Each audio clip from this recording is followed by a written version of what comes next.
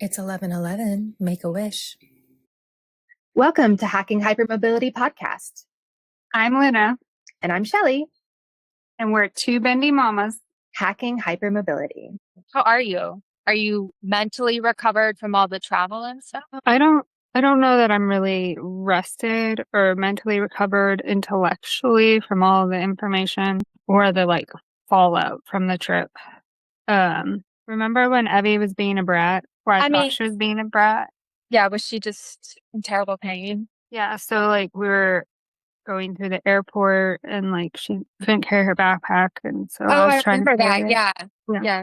I thought she was just being dramatic, and I was irritated with her because I was physically It was all of my boundaries of what I could tolerate too, and days and days of migraine and pain and stuff. And so I kind of thought she was just exaggerating how bad she was because of the same problems, right. And she was a kid, so I was like, okay, fine, guess this is what we're dealing with. And then we get home and her shoulders are wonky, one side's sticking out more. The scapula, the shoulder blades, one side is out more than the other. She always has kind of scapular problems, and she's always had to work on her shoulders and stuff. Relatable. Yeah, but it was just not very. It was off, and so I was like, okay, well, just let's wait for the inflammation to go down. It's ice and heat. Yeah, it's probably just irritated from all of the repetitive do your exercises, do your PT, but be gentle. And I gave it a few days and it wasn't really helping. And she's like, Mom, I think my collarbone's out. I was like, never had your collarbone come out. I'm feeling it and it just feels like one side feels really different, the whole articulation all the way into the shoulder. And that could have been that happens to me, and it could have been just muscle tension pulling. Yeah, and that's how I was like, is it just because it's so and it was you could feel all that so tight, the muscle tension all the way up her traps, down into all those muscles over the scapula and stuff. And so I kind of put it off for a few days. I was like, I'm not going to take her into the ER because they just make things worse. Yeah. And so I tried calling her. So her PT that she'd had a lot of success with at the clinic that was just for disabled kids that we'd gone to all school year, she transferred out of that clinic, which is near where she goes to school, and up to Vanderbilt, which is where Evie had gone before, but she didn't like driving up there because it makes her car sick, and then she can't do PT. Right. But she did like it there. It was just not productive. So she was, sad about that. But Shelby had said, hey, you're doing good. I'm going to graduate you from this round of PT anyhow, take the summer off. And then if you have issues, then you'll just have to address it when it comes up. Just keep up with your regimen and doing this. These are the things you need to do all the time. And then over the summer with all of her POTS chaos, she wasn't able to do as much physically. She had been walking, she had been lifting weights, she had been very physically active until the POTS spiral. So I think she lost some strength. And so then when she had to carry that backpack, I think it just was, she is just so wonky, and her neck and shoulders are so hypermobile. I think it really did just pull it out. Yeah. And so I called Vanderbilt to try to see Shelby. Because Evie was like, I just want to see her. I mean, she's on maternity leave. So good for her. Congratulations, but also. Yeah. So I asked to see somebody else that is good with hypermobility. We saw her. She's nowhere near as trained or experienced with that sort of stuff. But Evie liked her a lot, and she was, had a good vibe, which matters a lot. How they respond or handle. Yeah. Got to build a rapport.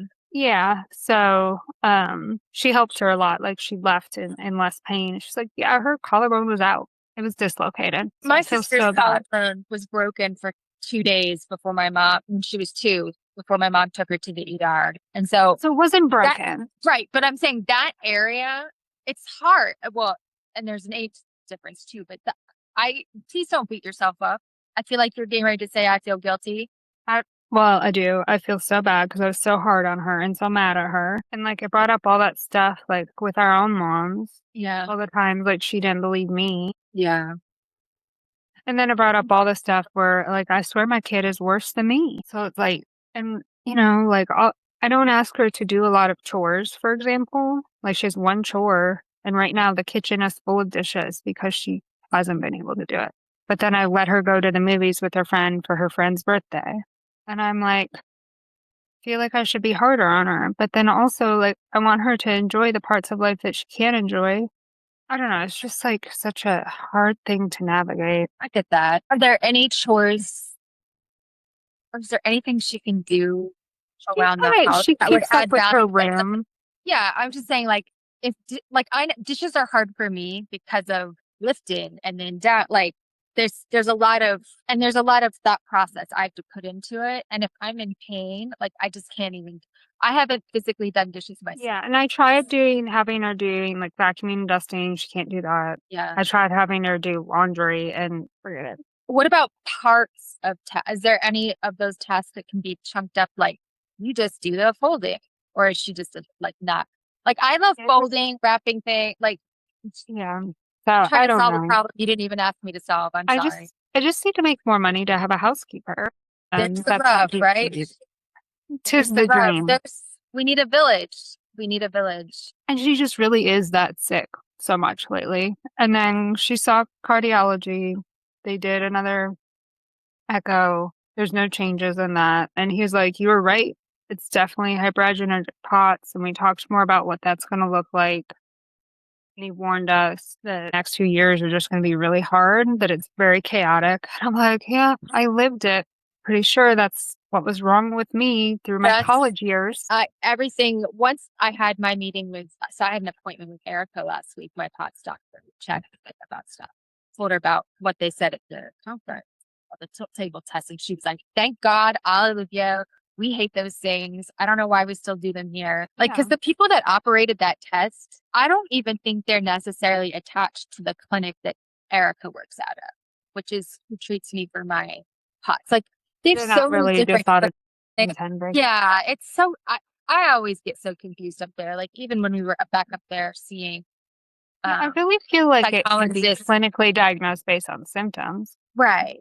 Like you could say something to me and like I think about it and then my heart rate jumps like 60 beats in like 2 seconds, like not even like The this. whole nervous system dysfunction, like the lack of sweating, so it's like temperature non-control, it's GI non-control, it's like all the sense of anxiety. It's like, but all of it can be chalked up to like functional problems, psychological problems. Right. Anyhow.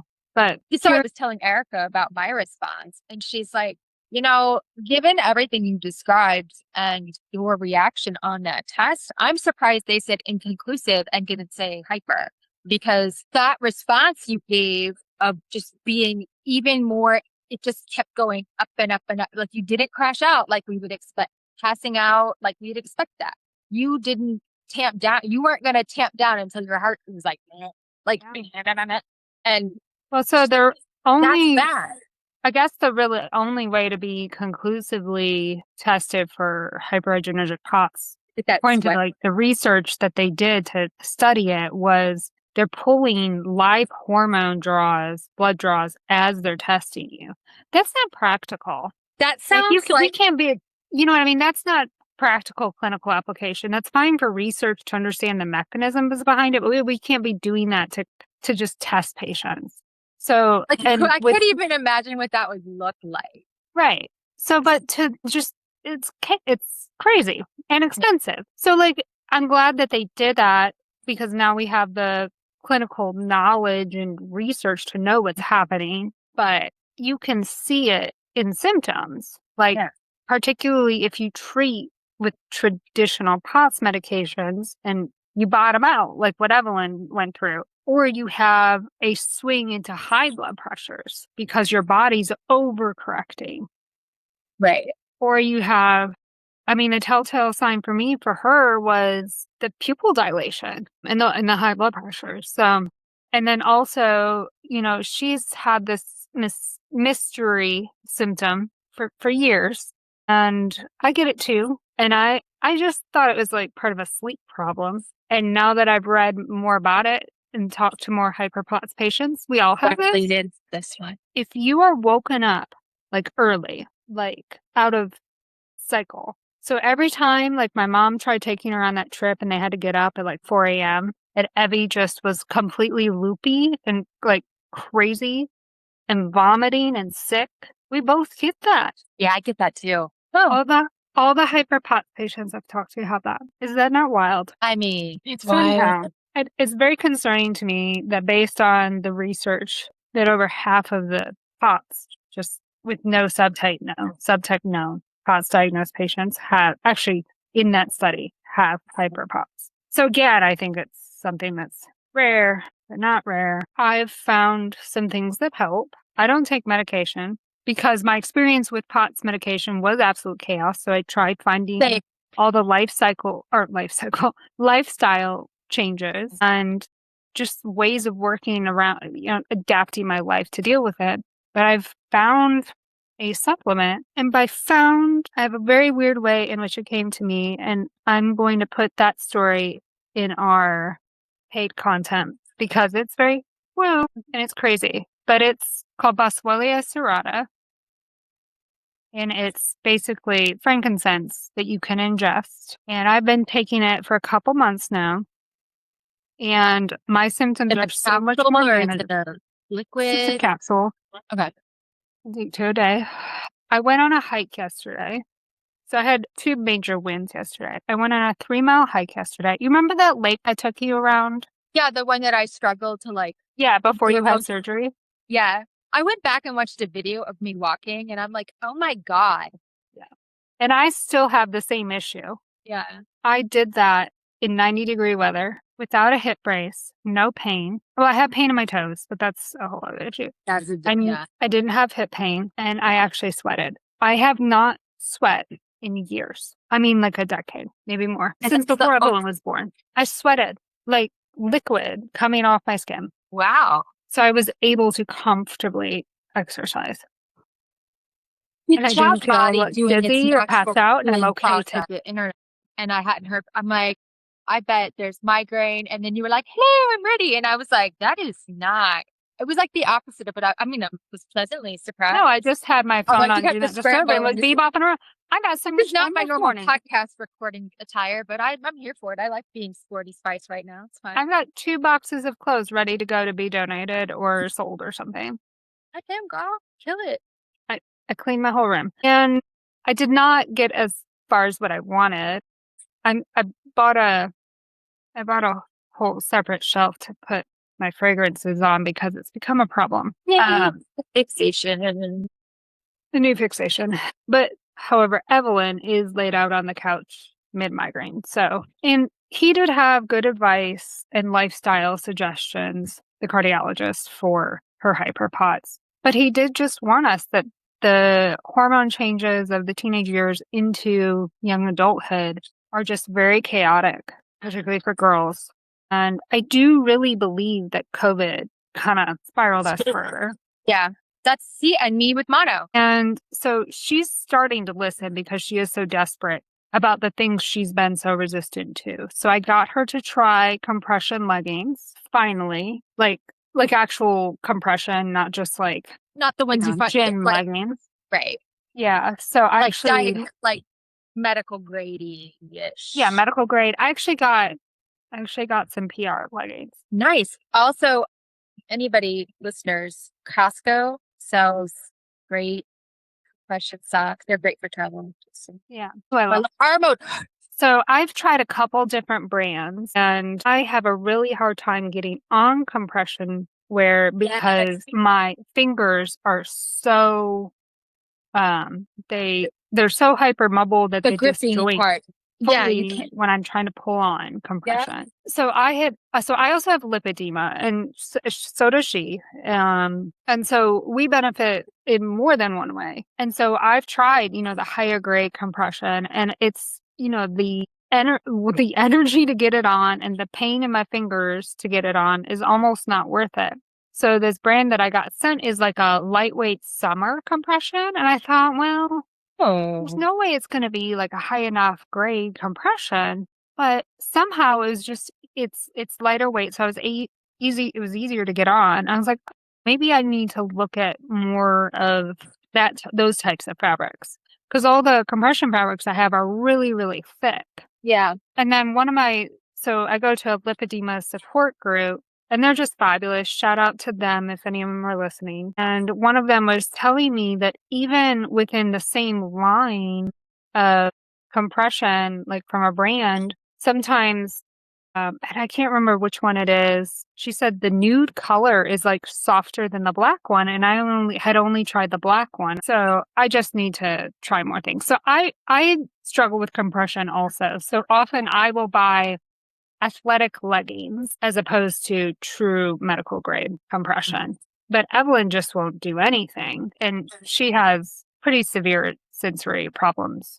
But my sensory stuff is I'm not overwhelmed by compression. It actually helps my sensory stuff as long as I've shaved my legs. Yeah. So hopefully that's a win for us. And she liked it. And the only thing we don't like is that where it cuts in the knee, because we have those fat pads from lipedema there. So it hits weird. So she was like, Mom, I think I want to try the full ones, like the hot, that are like full leggings. So I was like, okay, we'll get some. And he did lecture her about napping. And, one of the big things with us is, the need to rest. And he's like, you cannot be reclining and laying down during the day. You need to be your heart needs to be above. Yeah. You're flowing. And then just the regular exercise and movement thing is important. But he said to POTS patients, all of us, but also especially hyperPOTS patients, and particularly if you're a lipedema patient, you need to focus especially on lower body strength. So you need to be, and I'm naturally more muscular that way, but Same. you need to really focus on building muscle in your legs, your glutes, in your lower body, because that encourages the vascular flow from those weaker vessels down below. And he said, if you have children or younger people with these conditions with hypermobility, you need to start that young, even before they're in puberty and developing POTS. That's one thing he wishes he could tell parents is to start lower body strength training, especially with girls really young, because it can help prevent severe POTS problems. And looking back, both me and Evelyn were skinny, scrawny little kids until we developed lipedema. But I do have a lot more muscle than her and did, but she stopped playing sports earlier than me because she was advised to. So that was really good advice. And he said to prioritize your rest in the bed for sleep time. And he said really try to get 10 to 12 hours of sleep. No napping, and still with the bed elevation about 3 inches. Yeah, that lifting the bed. Mm-hmm.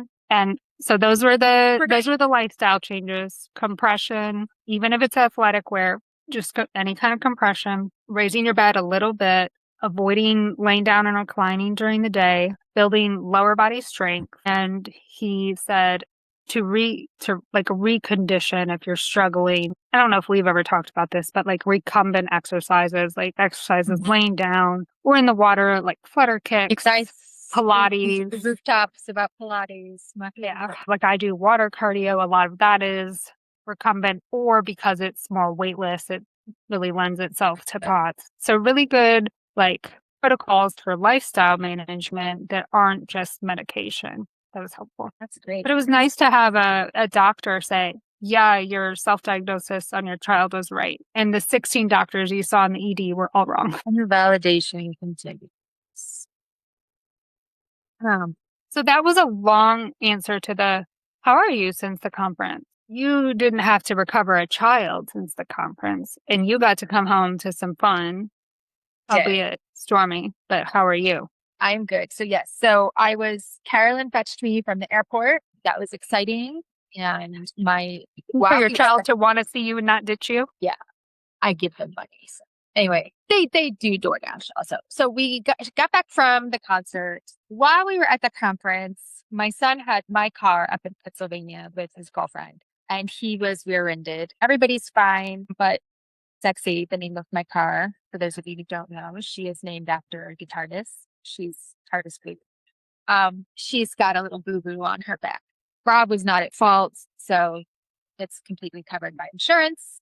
He is safely back in Texas. So we went to go see Muse the day after we got back, and literally, I trust If my. you don't know, Shelli is obsessed with Muse. They're my jam, man. Like, I don't know. There's something about that music. It like speaks to my body in a way that some music does. Most music, I feel music. That's why I love concerts. That's why I love music and dancing. I think that's why I've always got a little beat going on. I think that's why I sit and swing. This is a shared special interest, I think, of all of us on the show. We're all music obsessed, but in our own way.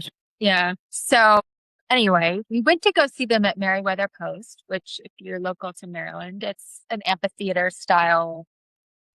They've got lawn seats. They've got covered pavilion seats. I always go on the lawn when I'm there just for the more nature, outdoorsy experience. Plus, you're not crammed into a seat like bodies on top of you. I can share some pictures here. You can see how much space I had to sit, stand, dance, roll around, put my feet in the grass, watch the moonrise. During one of my favorite songs, I got video of the moonrise coming from behind the clouds. I'm getting chills right now talking about it. It was spectacular. I've seen Muse 15 times now. This, out of all of the shows I've seen, my number 2 favorite. And the only one that tops it is the one I saw at Red Rocks, because Red Rocks. I was just about to say, my bucket list venue is Red Rocks because I want to experience the nature and the ambiance of that venue. I saw that show with one of my besties, Amy. She lives out in Highlands Ranch. Her husband, Kelly, and then my bestie, Carrie, from here. And it was like 6 months after my 40th birthday, but we flew out there because I was like, this is for my birthday. And saw them at Red Rocks. I got to meet up with one of my friends from high school I hadn't seen in a while because he lives in Boulder and he's a big Muse. It was just so cool to be there and feel it. Also, I haven't had a chance to address this yet, but since we brought up Muse at Red Rocks, it's a good opportunity to. Let's hear a Jared Leto story from Shelli. Wait, let's hear a Jared Leto story from Shelli? Yeah. Okay. It's not like a personal interaction with him. It's just they on the tour for when Muse was at Red Rocks. 30 Seconds to Mars opened for them. And that's Jared Leto's band. They played for too long. And I think he could tell. Overhyped, in my opinion. Well, the crowd was getting restless. Okay. This motherfucker is like, hey, who wants to hear Muse? And everybody's like, yeah. And he's like, well, I'm playing 3 more songs. And we were like, fuck yeah. So then he played another song. And I don't know if you. Weird vibes off of that man. His behavior on stage. I mean, of course, I had a tiny crush on him when he was in My So-Called Life. But I was going to say, in high school. But that was in the 90s. He was dreamy. After he was on My So-Called Life, I was like, meh, there's something about him. And then whatever. And then it confirmed it when I saw, I just was like, you're a dick. I don't like you. Ew. He was acting. And then all this stuff that came around, I'm like, you know what? I could just tell from the way you were, knowing you weren't the headliner, taunting people who were clearly there to see the fucking headliner. And you're like, nah, I'm going to play for 30 more minutes. Yes, he thought it was funny. And then I swear, this one song, I looked at Carrie at one point. I was like, I don't even know what goddamn song this is. Because they were just doing that guitar riff. And I was like, is this what we're getting for Till We Die now? Get off the stage. Anyway. And that concludes my Jared Leto. That's disappointing. But Muse killed it up. No regrets. Gives me a good Jared Leto story, I guess. So I was thinking we could kind of list off or go through just an overview, not get into the meat of it. Cause just a general. Yeah, here's a general, okay, this is all the good things from the conference. And then maybe our little criticisms of our experience. Yeah. Yeah. Because I haven't processed everything from the conference yet. We finally got the slides after the conference. That is a criticism, so I'm jumping ahead. But we don't have the recordings yet. And I still want to, so before I start making episodes incorporating what we learned from the conference and any new research, I kind of want to be more prepared on that. But I do want to talk about our experience. Yeah. Do you want to talk about the good stuff first or the bad stuff? The not so good stuff first? Let's start with the the critiques. That way we end The on a critiques. yeah. End on a higher note. Okay. Yeah, we're gonna take Okay. a walk while we do that because I gotta get some beverages. Well, I'm just gonna run through mine very quickly. Okay. I'm not gonna belabor my points. Overall, it was a very overstimulating experience. Because of a couple things. The audio was overly loud. They held the conference, and the rooms for the conference, like where we stayed, was in a Marriott. And I learned that Marriott pumps in their particular scents, which use VOCs, which are migraine triggers. So many of us, not just me, had a constant migraine while attempting to learn things, which was very difficult.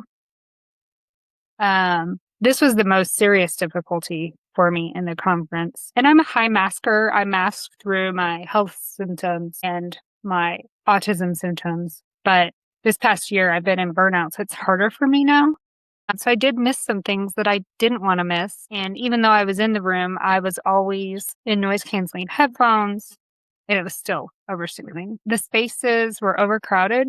We were on top of each other. There was not enough space. There's a lack of dietary options, and the schedule was very, very grueling. There was a lack of breaks. There was a day where they did some workshopping, having the patients that were present for the conference, as well as any participants that aren't patients, workshop their experiences and ideas that would funnel into research. The way it was proposed to us was we would have discussions to help us prioritize for the EDS Society on where research money went. However, later on social media, it was positioned as that workshop and our ideas were going to be used for research. For research. Let me say that again because I feel like it didn't make sense. Later on social media, the EDS Society said that workshop from the conference participants, our ideas, are going to be used in research. However, we were not given informed consent. I think that's unethical, and I have concerns about that. I need to go back and read our conference fees. So something was misrepresented at some point. Unless they slipped it somehow in our conference attendance fee. So I don't know. I'm going to reread so that. Shelli can look at that. I'll be in charge of that. At the gala, there was an additional, an add-on appearance that wasn't in the initial agenda by the Dallas Cowboy cheerleaders. And I've already made a video, 2 videos on it, and I have very mixed feelings about that. I haven't yet, but we can talk about that when I give my spiel about my take. Yeah.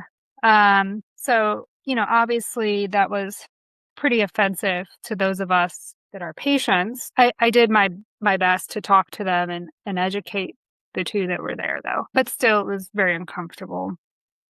And then finally, the thing that really bothered me personally is one of the primary driving forces of the Hacking Hypermobility podcast is to give the lived experience a voice. So we talk about the patient perspective of navigating being undiagnosed, getting diagnosed, being parents, and talking to the people that aren't necessarily always represented, and talking to different patients and talking about the research, the state of medical care, and how it affects the patients. I know that phrase in relationship to our podcast, and we have used that for a long time. So to hear that being used specifically for the EDS Society now felt like they ripped it off of us. It could just be that it was out in the collective conscience, and it may not have been intentional.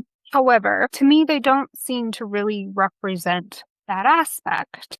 I didn't feel very well represented at that conference at all. And it felt, and based on everything that I just explained, how they put on this conference, which is very full of patients. Even the scientists present are patients. Yeah, that's why they got into the science, because they're like, no one is... Because there's no representation. Let me solve my own problem. All of us there. Almost all of us are affected by this.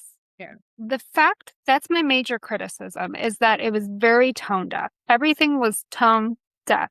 And you can chalk chalk up a lot of that to logistic problems, and we're trying to do so much in such a short amount of time, And turn it we've never down. Do done less. this format. Do less. Do it more often. Change your cities. Move around. Make it mobile. Like, what are you doing? I have so many ways to fix this. And it's very easy for us to sit here and criticize it. I'm not putting on a conference. I didn't have to do this. But I think, to me, the painful part of this was to have those particular words that I take so personally used, but then it's very clear to me that they don't represent the lived experience of a patient, or it didn't seem like they considered it. And those are my criticisms. I'll let Shelli say hers. Those are my summaries. And then we can move into some more positive things, because I have so much positive stuff to say too. Okay, me too. So I have many of the same criticisms as Luna. Trying to think if there's anything different I wanted to add.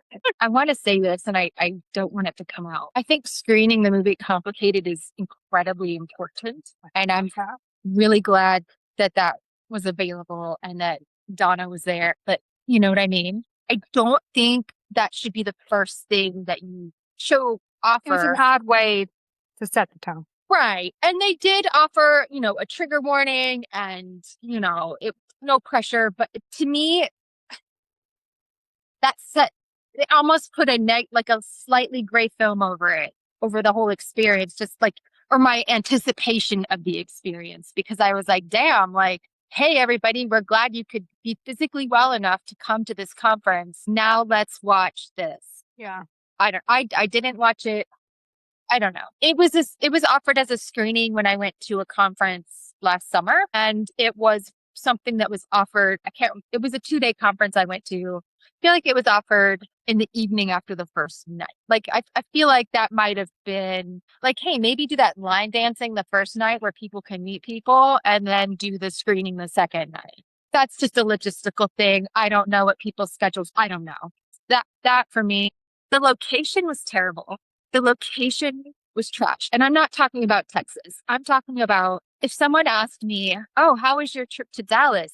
How was your visit to Dallas? I didn't go to Dallas. That's not why I went to the conference. But one of the things that I did appreciate about Philadelphia, which is the only other in-person conference I've been to, was that it was in the heart of the city. And there was just a lot of options for anything. And that felt more limited. We had the resources to have a rental car, which afforded us the opportunity to do things or acquire things if they were necessary without extra stress, maybe. But I don't know. I literally, when I was telling my husband about it, I was like, hey, you know that hotel that's kind of like off center of the town center by our house? And he's like, yeah. I was like, that's where I feel like I'm at, But also, I know you've got to work with. There were some things within walking distance, and like there was a grocery store. It wasn't completely trash. It wasn't completely isolated, but also there was not time to go anywhere. I actually did an Amazon order because I didn't have time to go anywhere. Well, right. And so the schedule is jam-packed. And again, I just feel like if you keep getting the same complaints and you keep giving the same excuses, you don't really care. Because a lot of these... From my understanding, they picked this one because their complaints previously were that it was confusing to be in a conference hotel with multiple conferences happening. That they wanted to have a hotel with just one conference space. So it's going to be a smaller hotel. So I do kind of get that. Okay, well, if you want to go that route, then get a smaller resort thing and rent out the whole thing, and then people... Anyway. But it was too small for the amount of people. Yes. Yeah. Because mobility was a big problem. And so one of the things that I thought wasn't great was because, we keep saying there were no breaks. Of course, they had breaks scheduled into the day, right? But the breaks, like during the break, they're like, okay, it's a break. Now go eat lunch and network and rest. Like you were supposed to do all of those things during a break. That is not a break. And then when they would set up, they frequently had speakers during the breaks. Then they would have these like bonus sessions that were like during the breaks that you could go to. Weird. My struggle, I didn't probably get to like make the way I meet people is like I make them approach me. I like wear a weird shirt, have something, or I'm with someone. Like I'm a vampire. I don't invite myself in. If you have to invite me. I didn't feel like I had a lot of good opportunity for that because when I was navigating like the common areas where I was so focused on not falling down because I didn't take I took a risk and I didn't bring any mobility aids with me because my hips are fixed and my shoulder, I feel better walking, but not there because it was like, I'm glad I didn't have any mobility aids because I would have been frustrated. It would have been a lot. Yeah.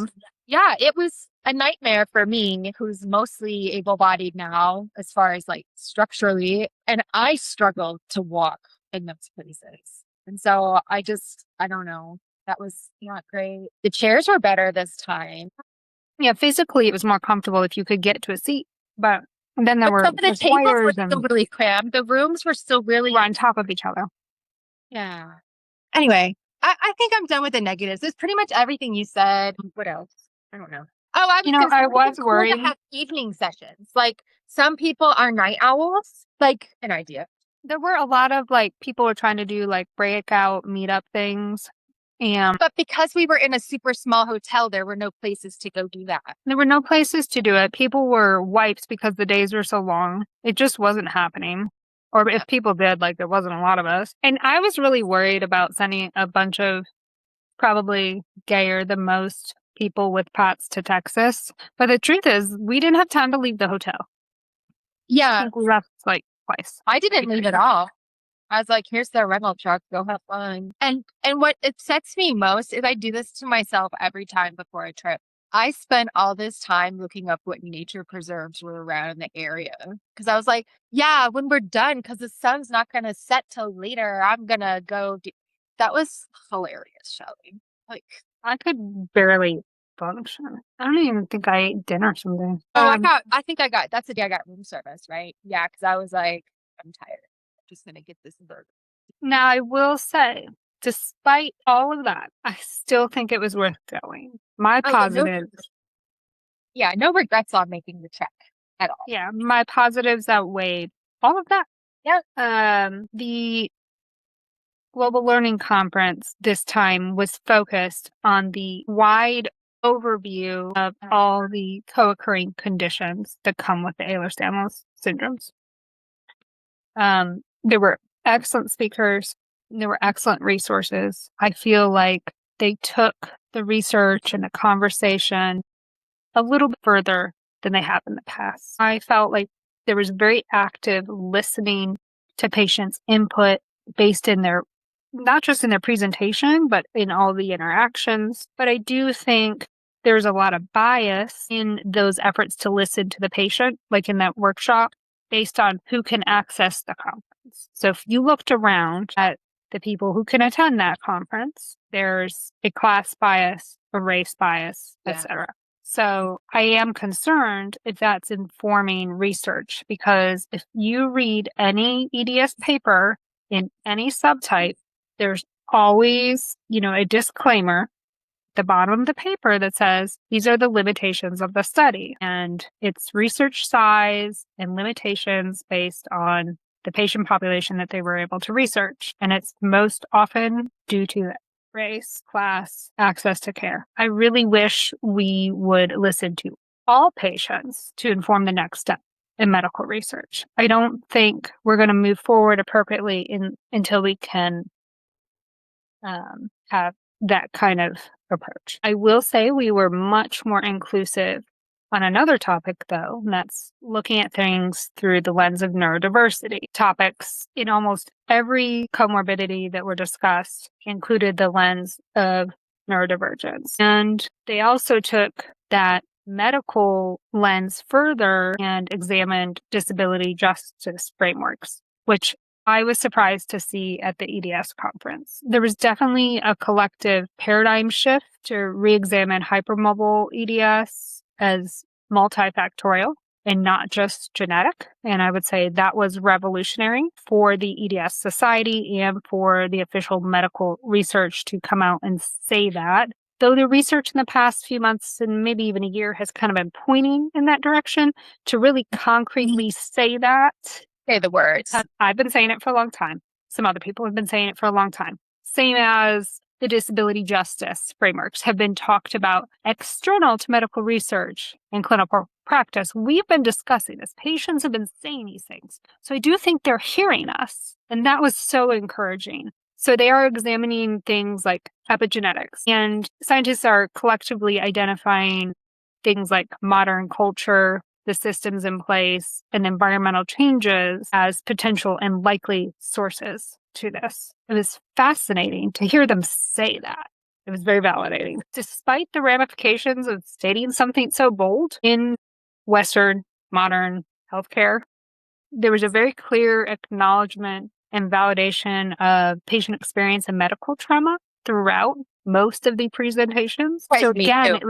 it was very validating. There was a very big shift in all of these things that were very appropriate, and I hope they begin to inform clinical practice more and more. Personally, I think I gained just even more invaluable connections and resources, the same as I had experienced at previous conferences.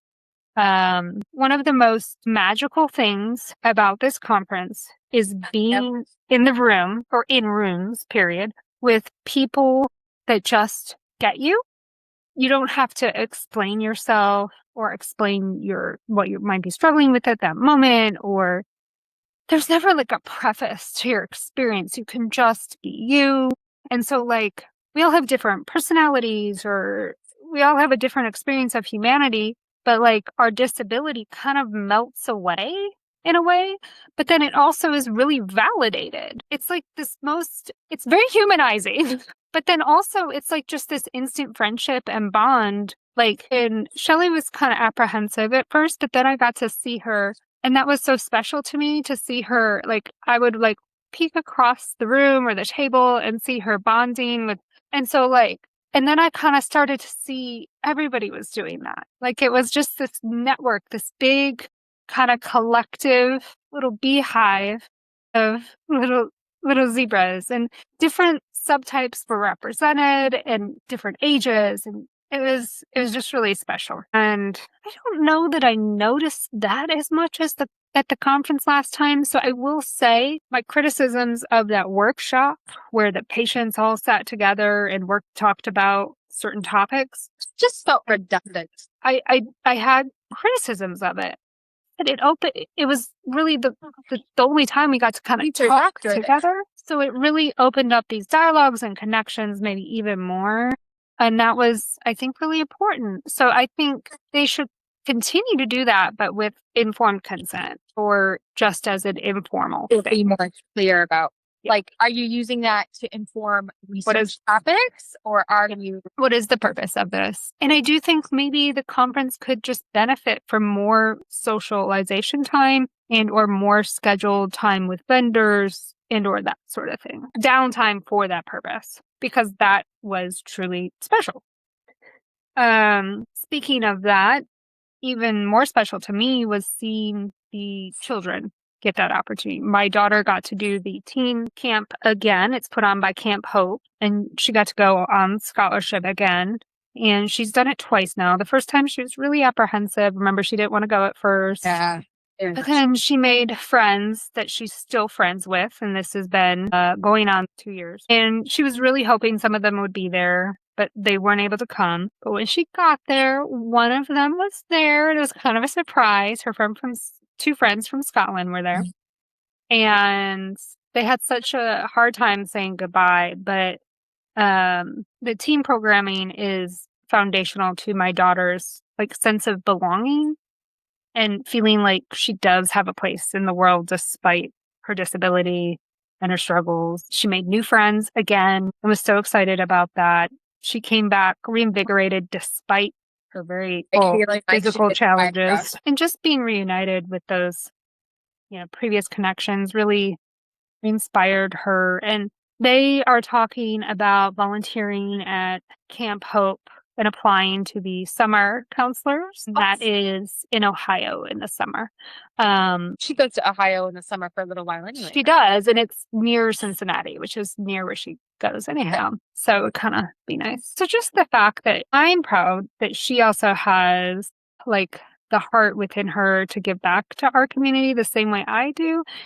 She doesn't have to do advocacy work or what we do, but like, I think it's important that we make meaning out of our struggles. And so like to her, that's how she gives back to like the next generation. And she was telling me about the younger kids. And there was a really little girl there. Her name was Jade. And she was like, Mommy, she reminds me so much of me when I was little. And I was like, I know she looks like you, like the same bruises all over her legs, a little skinny and kind of shy and awkward. But then once you get to know her, she's really bubbly and just so cute.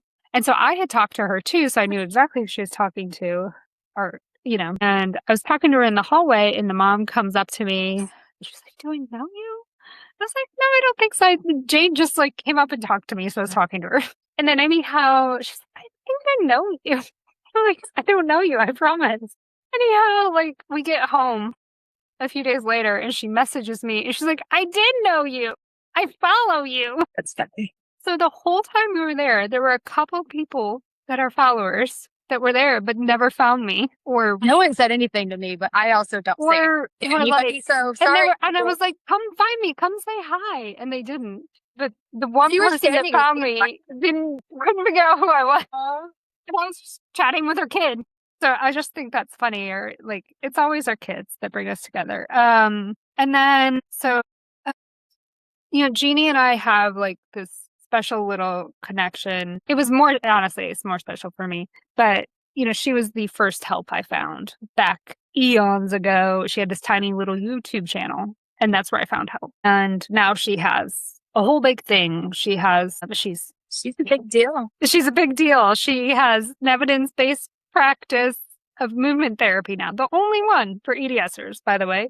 She has the whole Zebra Club. She's done so much as a patient advocate and now as a scientist. It's inspiring. And, Evelyn wants to do what I was not able to finish. She wants to go to med school. She really wants to study neurology because that is her primary struggle. And I worry about that so much. But then she looks around and, she's talked to Dr. Francomanco now. She's talked to Jeannie. Everybody. Come meet this geneticist I know. Oh, that was I skipped over that. I know. That's the story I part. thought you were going to tell. That's what I expected you to tell when you said. I think that's kind of the majority of my highlights. And I will say I got the most giddy over like the people, but overall, like what is that called? The takeaway for me was the collective paradigm shift in looking at how we look at this cluster of things, not just the medical models, but also through the neurodiversity lens, disability justice, and trying to bring in patients more into the medical conversations and research, because that's what I've been attempting to do for a very long time. Really. I think what is annoying about the whole thing is like people instinctive, like if you want to know about something, you go to someone who's been through it. How did you do this? Go talk. That's like my first go-to. So to me, like I'm thrilled that they've made this, but the fact that it's being like, it's groundbreaking. We're actually talking to patients. I'm like, what have you been? I mean, I know it, not. It's just, I don't know. I think I saw a little clip. I didn't click on it because I didn't want to become irate, but it was like Trump's panel council on women's health has 0 women. Do you know what I mean? Like and I'm kind of like, that's when I saw that headline. That's what we don't include women in medical research. Well, right. So that's why it's like, to me, my natural instinct is to be like, how did I learn so much about birds? I sat and watched the birds. The birds told me about the birds. Birds told me about the birds. I didn't tell the birds about the birds. The birds told me. And I was like, oh, cool. And then as I watched them, I changed some stuff in my yard. And guess what? I have better, happier birds now. Mm-hmm. Anyway, that's a derailment into nature. And I didn't need to do that. I just the answer is I get annoyed right outside our door. Pat themselves on. Yeah, I just get annoyed when people pat themselves on their back for shit that to me has been obvious since I could put that thought together, which was a long time ago. Wow, we're supposed to be talking happy. Sorry, but that's great. I mean, it is going to move it forward. I saw this very interesting TikTok, and I promise it has something to do with this conversation about, and I'm going to summarize it and I'm going to do it poorly, about how Trump represents a Jungian archetype, the shadow king, like the tyrant, the destructive, unconscious dark side of like the king archetype.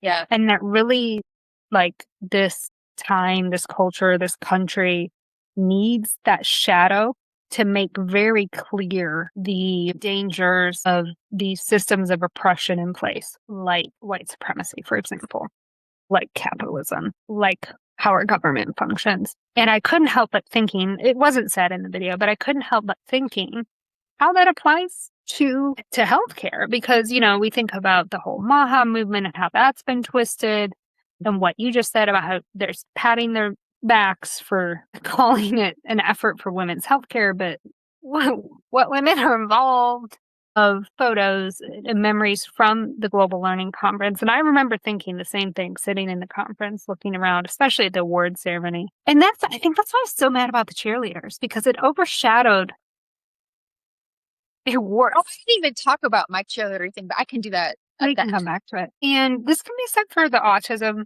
community as well, but particularly for the Ehlers-Danlos syndromes. The research community, the advocacy community is all women, almost exclusively. Not all. There's a few stray men. And they're wonderful advocates, so I'm not discounting them. Sure.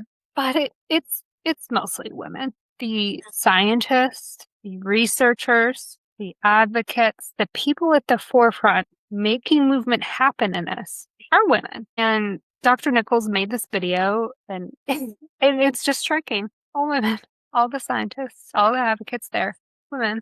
And so you think of that, the shadow side of the oppression has to come to a head. It has to come to corrupt, polarize, obvious end for people to, you know, rise up against it, to polarize into the opposite direction. Yeah, but what scares me about that is swinging too far the other way, because that's not any better. How far? Yeah. Like, you need balance. I'm not saying we need authoritarian Trumpers, but well, there's certain laws of polarity, and you study Jungian archetypes and stuff. There's I mean, yeah. ideas. So this is not to bring it into politics, but it relates. This disability is political.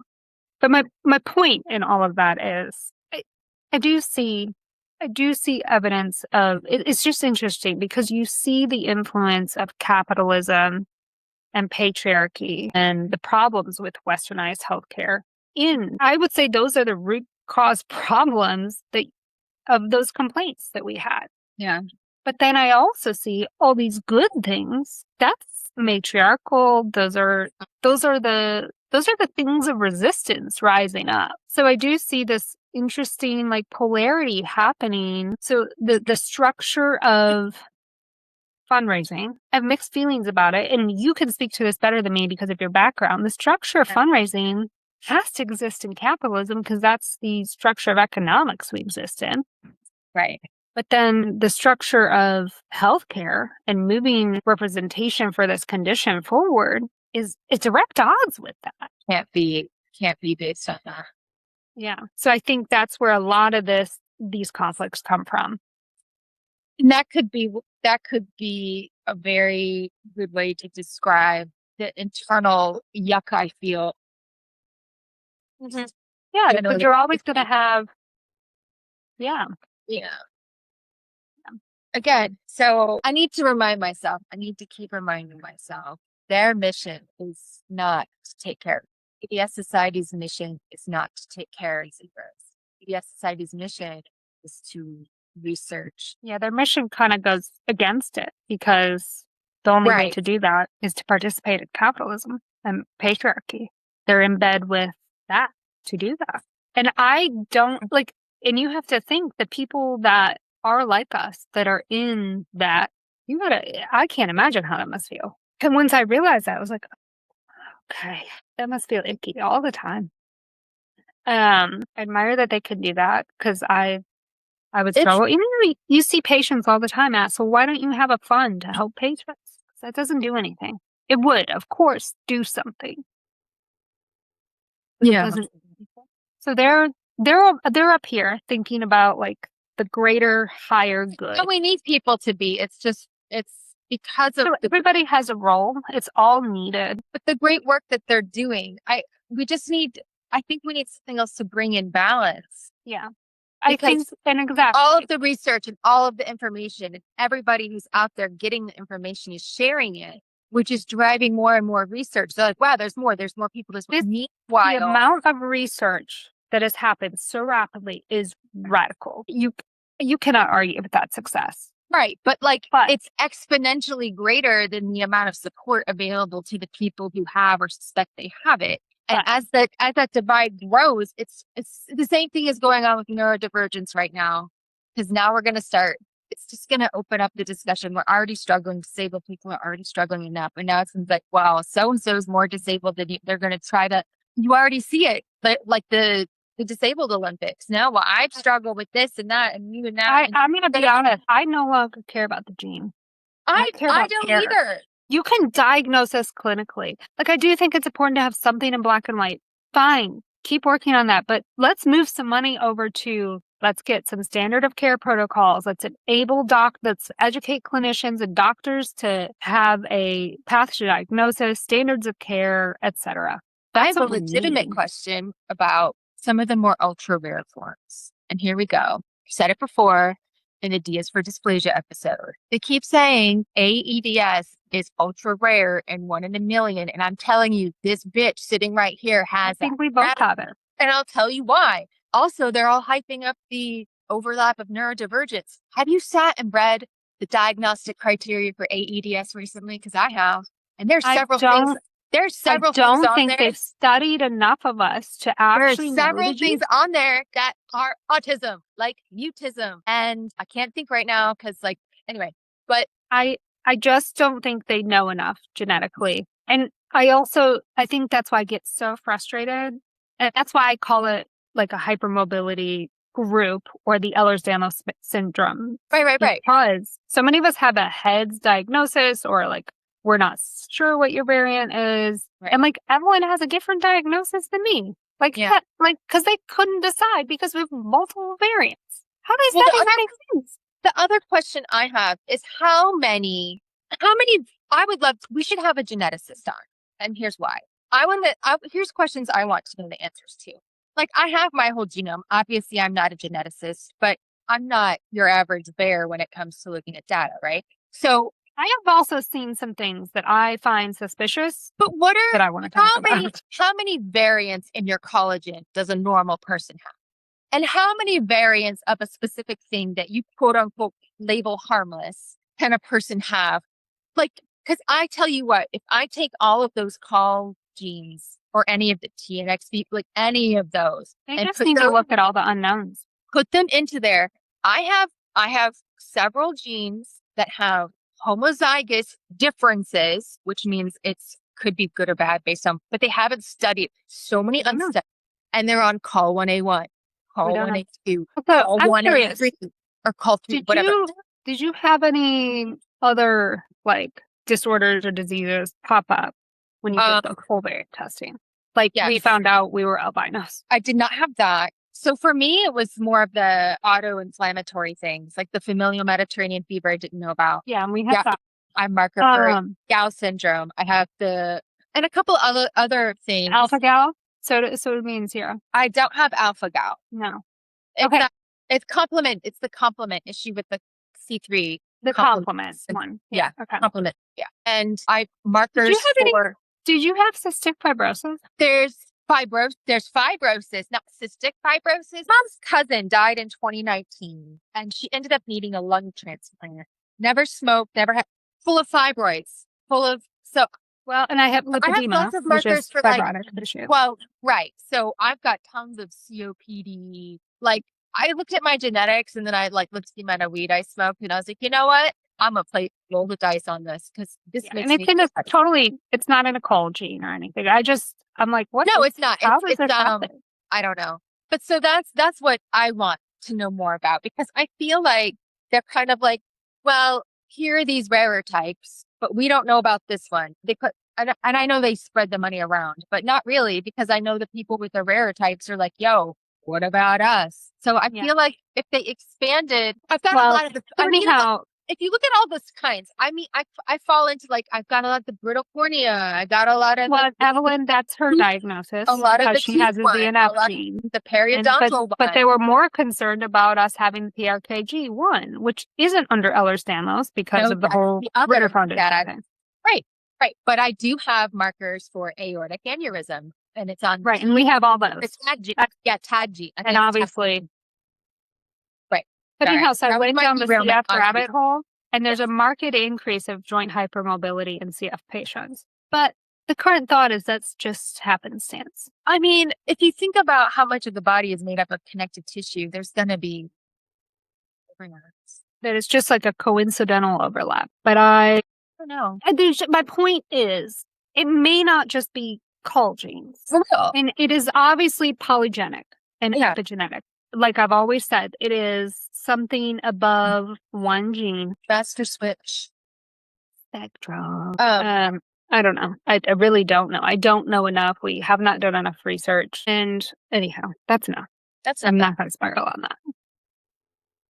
bad. I think that's enough for the whole conference. Yeah, I'm done talking about the conference. now. Some cool people I met. Hi, everybody I met. I won't Yeah. name drop because if I forget one of you, I'll feel bad. So hi, everybody.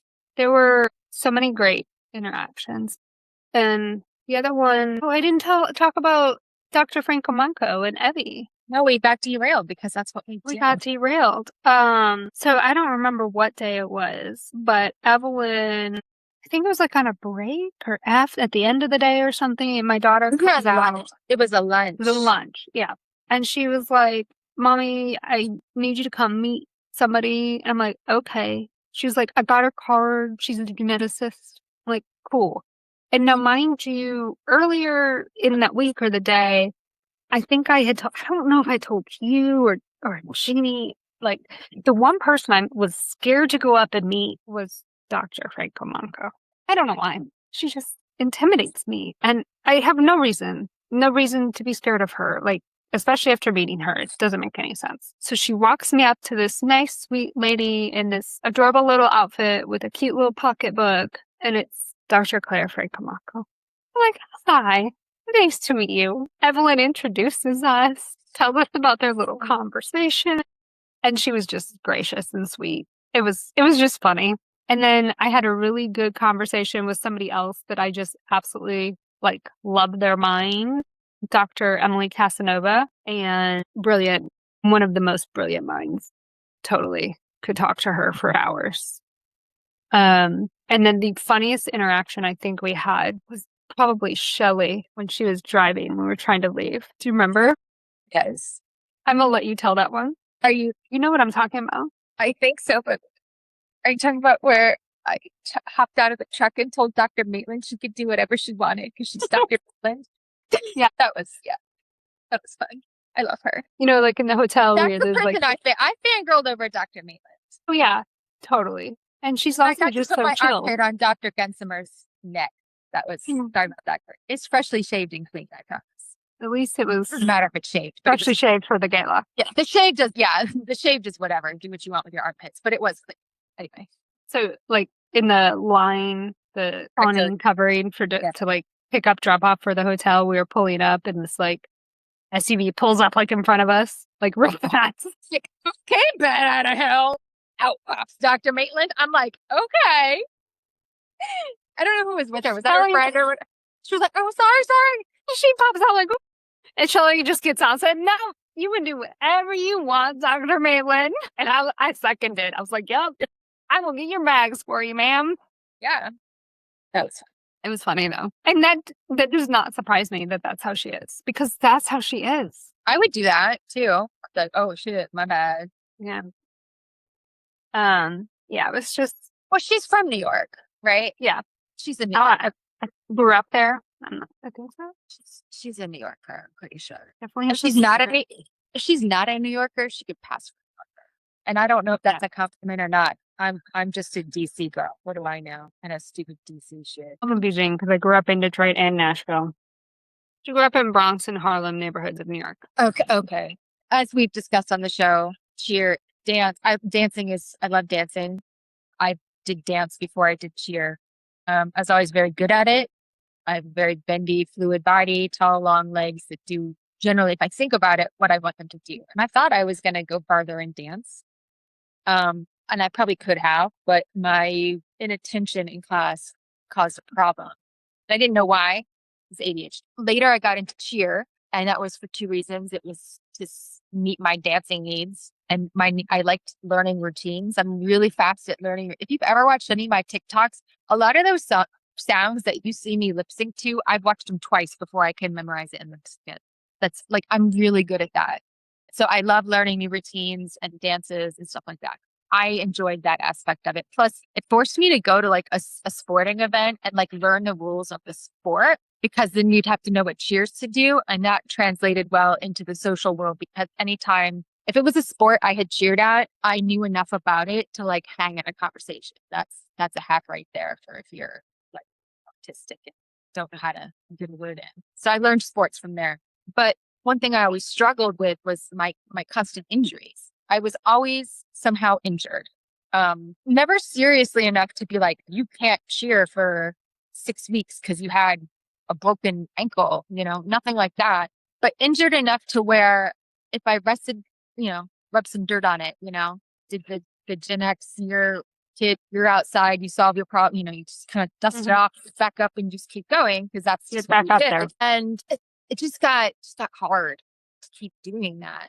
And to keep feeling like, what is wrong with me that I'm good at these things and I know I could be better, but when I try to be better, I end up injured. And then it's like 2 steps forward, 3 steps back, like I couldn't. Cycle. Yeah. And it was frustrating because it was starting to make me feel, I just internalized a lot of it. Right. And so I ended up quitting, doing something I loved. I'm just now getting back. Like, I'm starting to look into like adaptive dance classes here, like how I can actually get really, really back into dance here. And I was sidelined from it for 25 years. Like, the last time I really danced, so seeing the young girls there, did I get up there and get a picture with them and be silly? Of course. There's 2 reasons for that. A, my history of dance and cheer, but B, being from the DC area, married to an Eagles fan, I did go up to them and ask them to write "Go Birds" on my side picture. They didn't write that, but they did write "Love and Cheers," and I might write "Go Birds" on it later. We can pretend they wrote it. The 2 were they were very nice. I happened to be in the restroom at the same time as they were, and I didn't have toilet tissue in my stall, and I cried out and said, "Ladies, help me!" And one of them helped me. That was nice. But I worry about, because of what they do professionally, and they're amazing at it, their athleticism is beyond reproach. And I think that's something that a lot of people don't recognize in cheer and dance. And I think they don't realize how much work actually goes into it. The dichotomy was weird of the messages, like you were saying, of message of the conference, and then having seemingly 2 people come from an organization who had no idea what we were even about. That was weird. And I'm worried about people who aren't having a conversation like we're having right now. If they just see a picture of the cheerleaders at the conference, they might get the wrong, there might be a weird association that shouldn't necessarily be there, I guess. You know what I'm saying? Yeah. Kind of like, I love that Katie Ledecky came out and said she had POTS. Like, that's great. Right. But at the same time, it's like awareness. So then it's like, well, then doctors who don't know a lot about it are like, oh, well, Katie Ledecky has POTS and she's the most decorated. She's like an Olympian. Yeah. Well, right. And it just seems like if you were going to spend money on something, like, I don't know, do a raffle, divide it back among the attendees. Like, we paid a lot of money to go there. A lot of money to go to the gala. The food was mid. And then the whole time we're there, they're asking for more money in a room full of disabled people who struggle. Give us more money. So this guy's going to match every donation up to 10,000. What if you did 15? Let's keep giving more money. Like, I don't know that. And I know that's what galas are. I've been to them. My father-in-law. Like, I know what it is, but it's icky. Yeah. But I got to dress up and look pretty, and I wore heels. I've always felt icky about. So no, I hope if I'm one day not a poor or less poor, I'll still feel gross about. This is not to say you shouldn't cut nice. No, I wish I wasn't. I mean, like, I don't have anything against it so much. Yeah, I'm not against. I think excess. Like, it's the excessive wealth that doesn't help other people. And wastefulness of things. Anyway, People should have means to exist and have a secure life and have nice things and enjoy we shouldn't be leisure time. Correct. We should all be eating And afford healthcare and have housing and access to clean water and nature. education. Yeah. Wow. What a crazy idea. Right. So anyway, so the other thing that happened that was great from the conference is, and I honestly, I thought it was going to happen last time, but maybe we were still too new. I mean, we had just celebrated 2 years after the 2024 conference. So like right at official birthday is July 18th. So we just celebrated our 4th birthday, but we didn't have like the jump in listenership or followers or anything. But this time around, I just checked some stats on our, not that I'm super into analytics anyway, because it's not really necessarily going to change what I say. Because I'm going to say what I'm going to say. But our listenership in the last 30 days is up almost 2,000%. That's crazy. It's good. I mean, it's great. We've gotten a lot of emails reaching out, a lot of people wanting to collaborate with us, and we are definitely going to be following up on those things. Just remember, Luna and Tiffany's kids just went back to school, and I'm me, and I'm terrible at responding to shit. So it's not because I don't like you. I'm just not into that right now. I'm getting better. These glasses, bro, feel like I can like do computer work again. So we're getting there. I'm getting our Substack set up. We're going to probably be moving our paid subscription, like option. We're obviously going to have free stuff, but we have to live too. Unfortunately, we are stuck in this capitalistic hellscape. We will be offering some options there. Well, here's a question you can research if you want, unless you know a study offhand I can pop into later. But I had forgotten about this, so I was digging through old photos, looking actually for old cheer photos of me. I found a picture from when I did my first overnight walk, which is the 20-mile walk through the darkness for suicide prevention. I've talked about my friend Jeff before from years ago. He died in 2003 by suicide. And so in 2010, I went to Boston and we walked all through the city of Boston overnight. And I took a picture of my feet in the morning because they were puffy and covered in hives. And that was the morning after. So like I didn't take a picture of it when they were really, because the lighting was bad. It was like 5 a.m. So it was later in the day. But that was the craziest thing. And it went away, but I never understood why that happened to me ever, until I finally made the connection. And I was like, oh my God. But that was like my blood pooling, like my bendiness plus mast cells just being like, why are you still walking? I've gotten hives from exercise before, and I think it's from dysautonomia dumping histamine. Yeah. I had no idea. I had always thought, allergies to me were always like environmental or like food. I gave it to the exercise-induced asthma. I knew about that, like asthma, but I didn't think about but if you think about it, the cells that are like respond in an asthma attack are the same ones that respond hives, correct? Basically, no? Well, I mean, and I've gotten it from heat, but I usually, or like really intense exercise. And I walked 20 miles. Like it wasn't like a regular, let's go walk 3-4 mile hike. Yeah, I've not gotten it with like regular exercise. I've just gotten it from really intense. Yeah.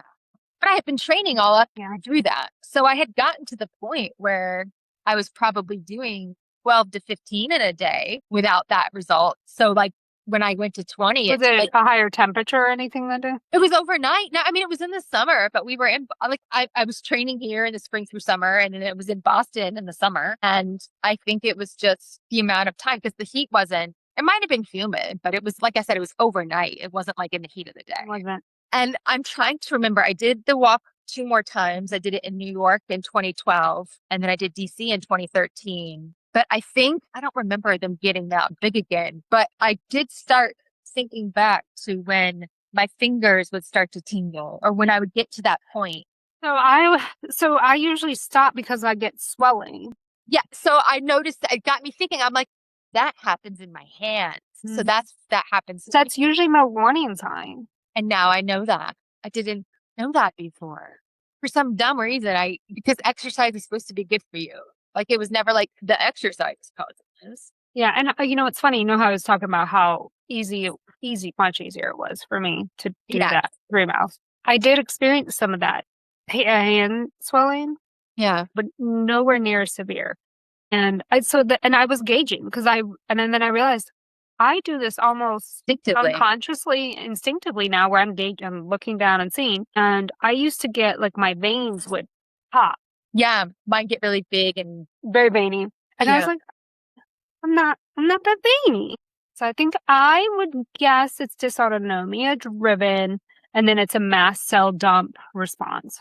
From the dysautonomia, like Yeah, from their dysregulation. capillaries failing. Yeah, That I think. that tracks. I mean, capillaries are small and they heal fast. That explains why the hives would go away quickly. Like not quickly, but like not. Some rashes or whatever take a few days to really calm down. Yeah. I And feel like Evelyn's had more mast cell response this summer than ever, like with flushing and stuff. Rob would get the Totally flushing there. unmanaged spots. Yeah. Huh, crazy. I don't know. I'm done And talking. that was one of the overarching themes of what most of the specialists and doctors were talking about that were medical specialists at the conference was you have to maintain the balance of everything because it all feeds into the other. Yeah. Because pain causes mast cell, because pain causes dysautonomia, because dysautonomia causes pain, because dysautonomia causes mast cell, because Well, hypermobility causes this causes this, because it's just a giant feedback loop. it's not a a loop. It's like a bundle of yarn tangled up. it's a Mexican standoff. But like the Spider-Man, It looks we like our talked about collagen, a stringy, knotted mess. that is, yeah. But Erica, my POTS doc, I call her a doctor. She's an NP, whatever. She's my POTS doctor. Erica, you're my POTS doctor, whatever. We were talking and we were talking about all of the different little things. And she's like, it's like the Spider-Man where all the Spider-Men are like, All looking at each other. Yeah. yeah, yeah. Put that on the screen in case you don't know what we're talking about. The Spider-Man loop. The Spider-Man meme. I'm not good with the memes. My kid went to go see the new Spider-Man yesterday. Oh, you did? I didn't. She did. I could care Oh. less. I think Rob and Mel went and saw it. Mel got her master's on Friday. She is a mistress of the weather. Mistress of meteorology. And soon she'll be a doctress. Right. Do you have anything else we want to cover?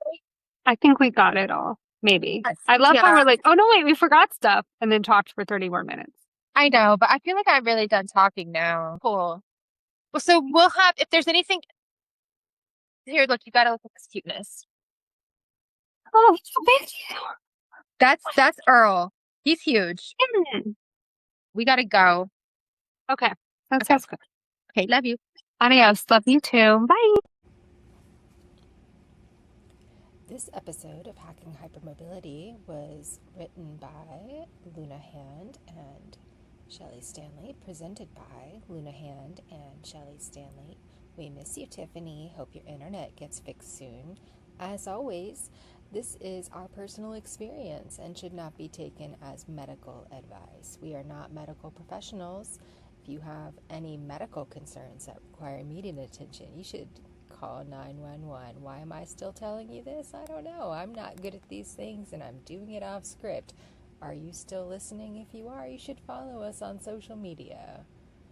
Have a good day. Bye.